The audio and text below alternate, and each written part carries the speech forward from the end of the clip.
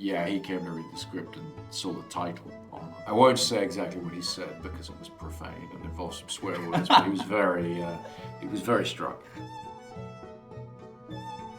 반갑습니다. 이승국입니다. 이미 전 세계에서 엄청난 흥행을 하고 있는 오디세이의 국내 개봉을 기념하여 감사하게도 한국을 방문하신 크리스토퍼 놀란 감독님과 이야기를 나눌 수 있는 기회가 있었습니다. 길게 말할 것 없이 그날의 대화 바로 들어갑니다. 셋, 둘, 하나. Are you ready to go? Sure, yeah. Okay. My name's Seunguk Lee. Sir Christopher Nolan, it's an absolute honor to meet you and have a chat with you for the next 30 minutes. Well, thank you. Like the rest of the whole world, we Korean film lovers love your film, love you. You've spent some time in Korea already, so how are you enjoying your time in Korea? I'm enjoying it a lot. Actually had a day off yesterday, which is very unusual on this kind of press tour, but had a little bit of time that Emma and I could walk around the city. Yeah, we went and had a little salt bread, which was very delicious, which a friend of ours had recommended. Yeah, no, it was fun. I mean, it's really an amazing place, and everybody here seems very, very friendly and welcoming, which is lovely. I've wanted to come here for a long time. It's very exciting to be here launching a film to Korean audiences. Like you said, we are kind of gentle to you, the Korean people. That's how much we love you because we are really focusing on your journey in Korea. Actually, I heard that you had the salty bread from the internet. It's already famous in Korea. Chris Nolan went for the salty bread. So that's how much we welcome you. And you visit Korea as the ambassador and the director of this movie, The Odyssey. We have to talk about this movie. And first of all, I want to ask you about your feelings. This movie is made by the best people in the industry who jumped into production, giving out those easy opportunities to make this movie in a way that you've been dreaming of since 16. And this movie, the final cut, is overwhelming the world, and people are just loving this movie. So seeing this movie just capturing the heart of the people, how do you feel these days? I mean, for us, we make the film for the cinema audience, for people to come to theaters. The Odyssey is a very large-scale film, and we made it on a big scale. So it's a very nerve-wracking moment when you come to put a film like that out there because there's no hiding from it. We've made it for an audience, and it's really up to the audience to tell us what it is. The way I like to put it is the audience finishes the film for us. It's an exciting time, but we're very nervous about it. It's been thrilling to see audiences all around the world responding very well to the film and coming to see it. It's very gratifying. We open here on Wednesday, and I'm very much hoping that Korean audiences will enjoy it. That's what you hope for as a filmmaker. Luckily, I'm one of the people who watched the movie before other Korean audience watching it. So as an audience, I think I can also finish the movie. And personally, I love the movie. From this movie, I really learned what immersive means. I love it. It felt like I'm not watching them, but I became like one of the crew members of the Odysseus. So, oh, great! Thank you for the great movie and great experience. I prepared some questions about this movie and how you made the movie, but I'll ask some questions in linear way. Is it okay if I don't ask you non-linear way? It's completely fine. Yeah, you don't have to start at the end and go back to the beginning. Then let's go back to the very beginning. Let's talk about the Odyssey itself. Tom Holland, Matt Damon, and DP of the movie, Hoyte van Hoytema, they all say the same thing. When you pitch the idea to them, when you approach them, you didn't give them a long explanation about what you're about to do. You just gave them 2 words, The Odyssey.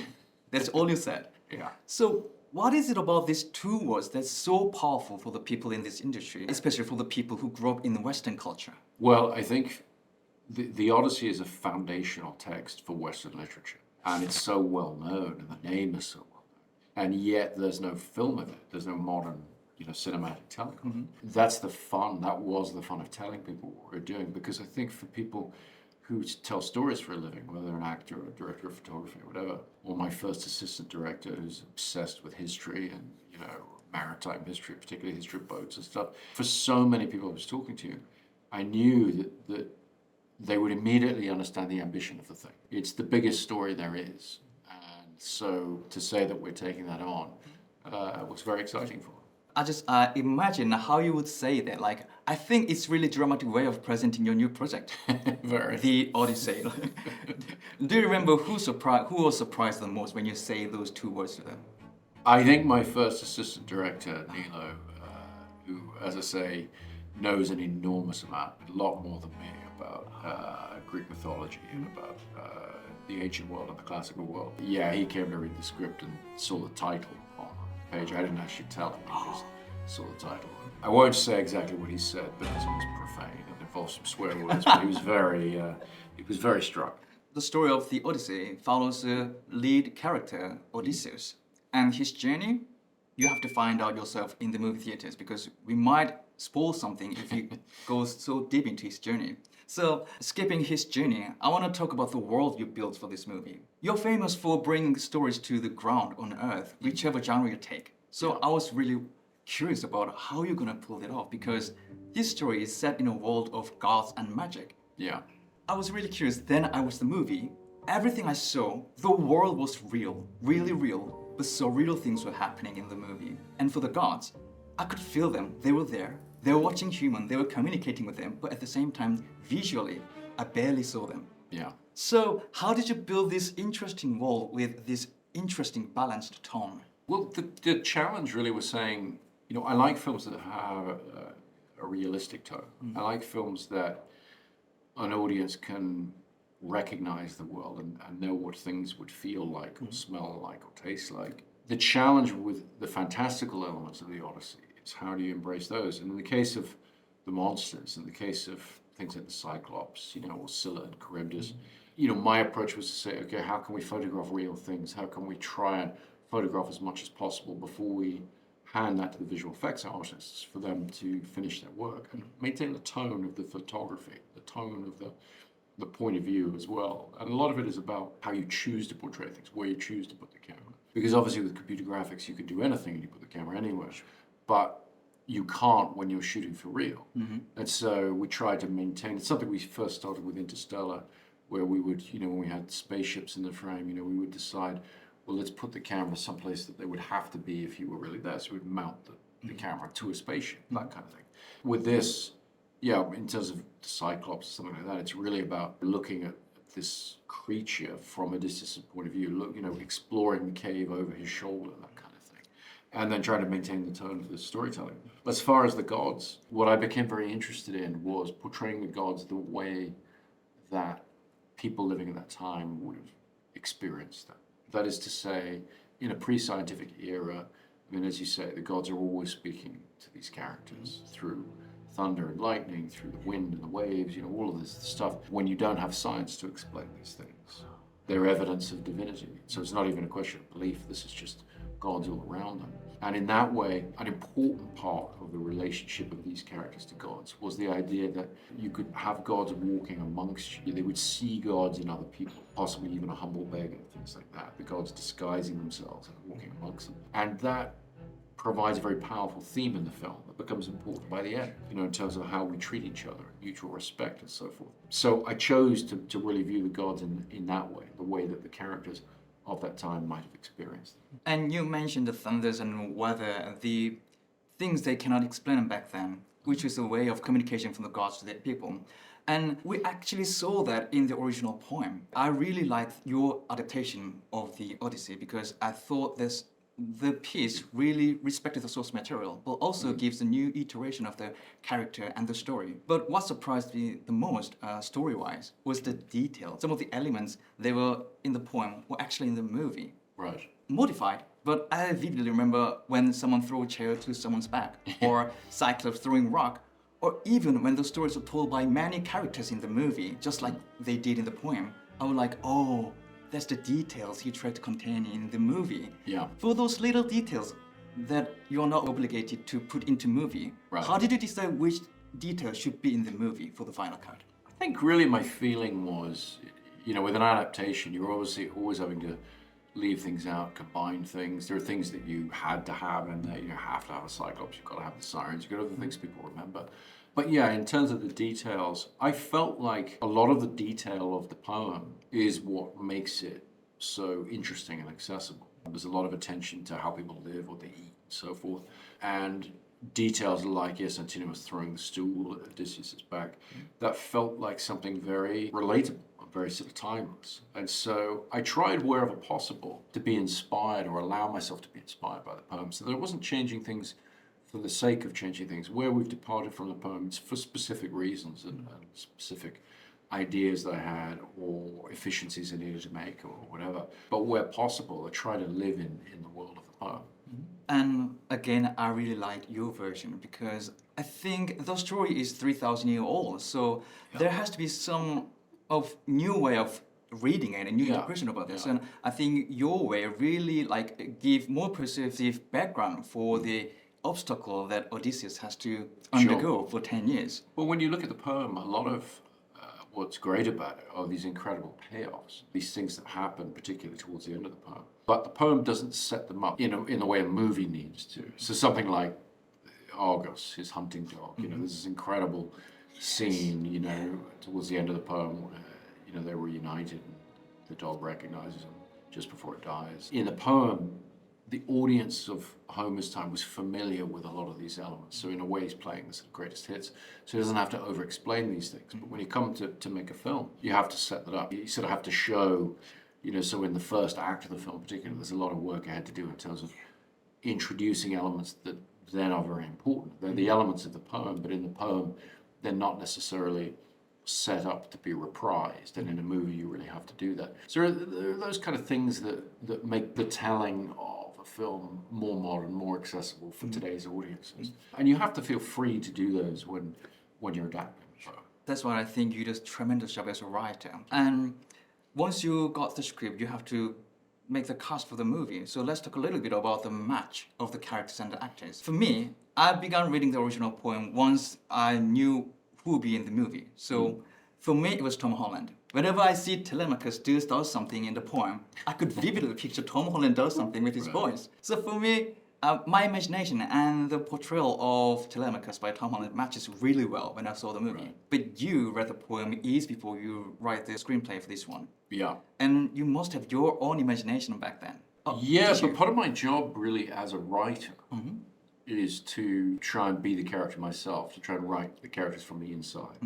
And I try, when I'm writing a screenplay, I try not to think about actors and not to imagine who would be playing them, because in that way you would be writing something you've already seen them do.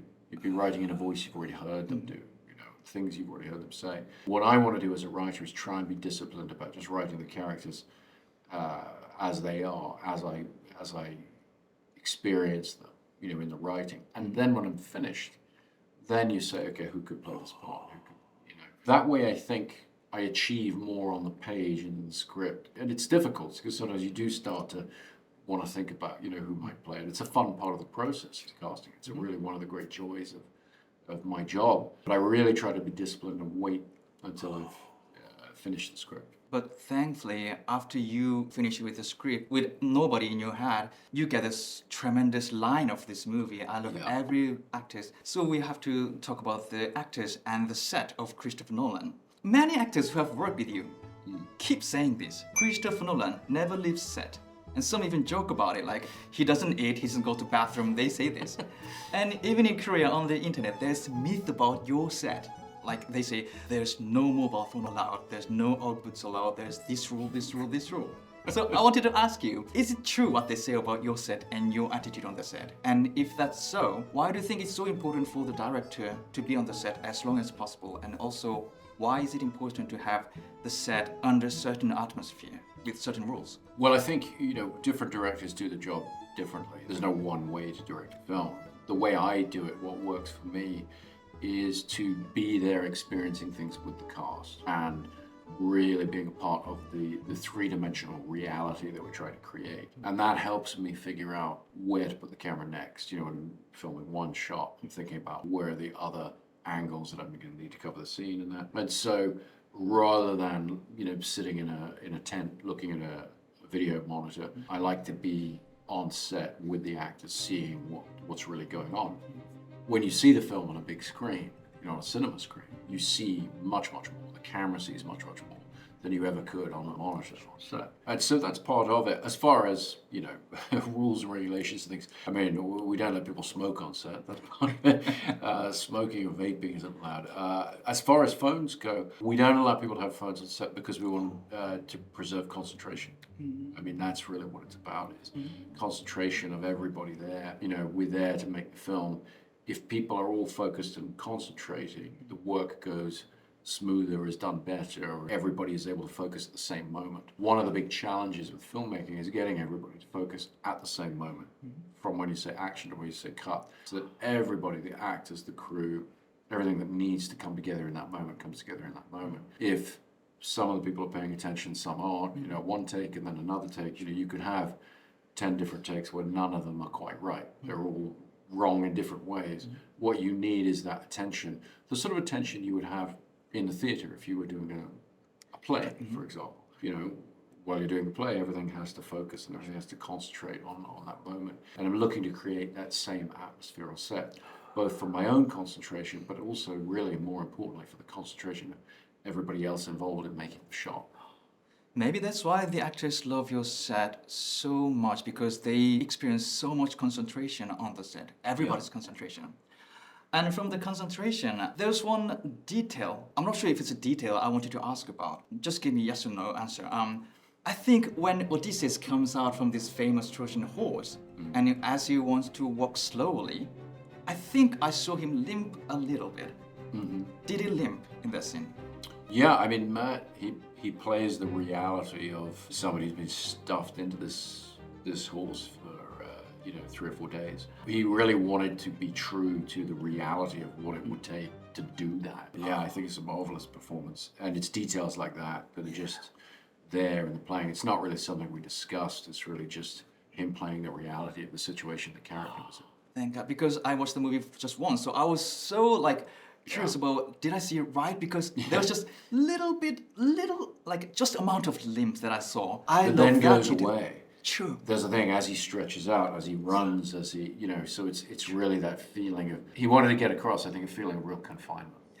Yeah. And then that opening up. Everybody's talking about how massive the production was, how real it is, but it was those details that really got me into this movie. So I wanted to ask about how you come up with the details. Like, for the limping, I thought that was a great creative license and also great detail in the movie, like you just described. When those details have to be in the movie, is it from your script, or is it from your directional note as a director, or is it the performers, actors who does it on the set? I mean, it's all of those things. As a writer-director particularly, there's only so much I can put in. There's only so much in terms of detail. And so what you're looking to do is hire wonderful collaborators. You're trying to bring together creative collaborators who have their own view of the script. So each actor, for example, really reads the script from the point of view of their character and really thinks about the reality of their character and what they could bring to it. And things emerge from that I could never conceive of. Some of those things we discuss and I give an opinion on, or I try to give some sort of direction on. And sometimes they're just there and I see them and I like them and I know they work. But really what you're trying to do is you're trying to create a very multi-layered sense of tactile reality for the audience. And that has to come from hundreds, if not thousands of people. And my job is very often to be the audience on set, to look at what's going on and see how it affects me, see what it makes me feel, what information it gives me. And then talk to people about what they're doing, make adjustments if necessary. But so that detail, the detail you're talking about, my part in that is to try and construct a way of working that allows that detail to emerge and to be open to them. On set. Yeah. Then after that, at post-production, when you edit the film, there's also details you can put in as a director. One of the details that I love is that I really like this scene when Odysseus set out to sea with his crew. His crew member tried to spread the sail, and you see it from the distance. And for me, it seems like the sail doesn't spread at once. And that's the moment when I realized, oh, they're doing it for real. That's real people trying to spread the real sail on a real sea. Yeah.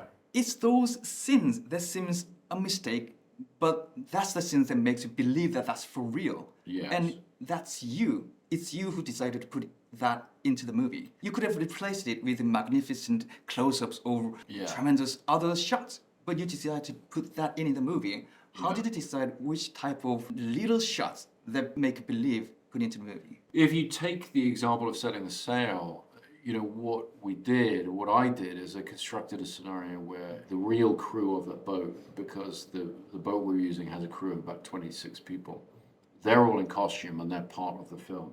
We then also took all the actors who were playing Odysseus' crew. They had to go on the boat for weeks. They had to learn how to row, how to set the sail, which is very, very difficult and complex. And it's not simple and easy. And the idea was that then Hoyte and I and the rest of the crew would get on the boat with them, tell them to set the sail, and then shoot it like a documentary. So we would shoot it really as they did it, both from on the boat and then off the boat. And so we did that several times, and the actors are integrated with the crew. And that is really, we wanted to show how difficult everything is.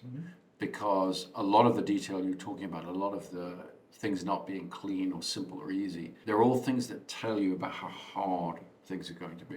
We made a whole film about this, which was Dunkirk. The whole film of Dunkirk is about how difficult boats are, how difficult it is to get a large number of people from shore onto boats, get them home safely. You know, these things are not simple. Often in movies, they're portrayed very simply. And so the moment you're talking about is when they first set sail. You needed to see, I feel the audience needs to understand how difficult it is just to get the sail up and start traveling in that world. And so they are utterly at the mercy of nature, of the gods, of Poseidon. Thank you for the answer. I asked a question because I love the specific little brief shot. I love the movie not bragging about filming everything for real. You just, like you said, you just let us watch it and feel it. And everybody who watch it will feel that, oh, it's for real. Yeah. Being for real and filming everything, we have to talk about filming the entire movie with IMAX camera, which you have been dreaming of since 16. IMAX camera has been known for really noisy cameras. Yeah. But with the help of IMAX Keeley and its blimp technique, you finally get to have the close-ups with IMAX camera because it became quiet. But what I heard is, because of the system, it became so big, in some scenes where actors have to make an eye contact, a person who stand next to camera had a hard time making eye contact with the other. Yeah. So you come up with a brilliant method. You made mirror attached to camera, so that the actors can make an eye contact. For me, that was really an interesting way of solving a problem because Keeley IMAX camera is most advanced IMAX camera. But the issue it has was solved by an item that human beings have been using for 8,000 years. I thought that was really interesting way of solving problem, and that really is what the movie is about. We talk about this movie, 3,000 Year Story in 2026. So in terms of talking to the past in the present time, how did you see those problem-solving process of the camera? Well, I think that what you're saying applies to the camera system, definitely. It also applies to the visual effects and every other aspect of the film, which is, I think when people talk about technology and they think about technological process, for the last few decades, we think purely in terms of digital technology or electronics. And we forget that technology is everything, all different techniques and all different ways of how the mechanics of a situation can be addressed.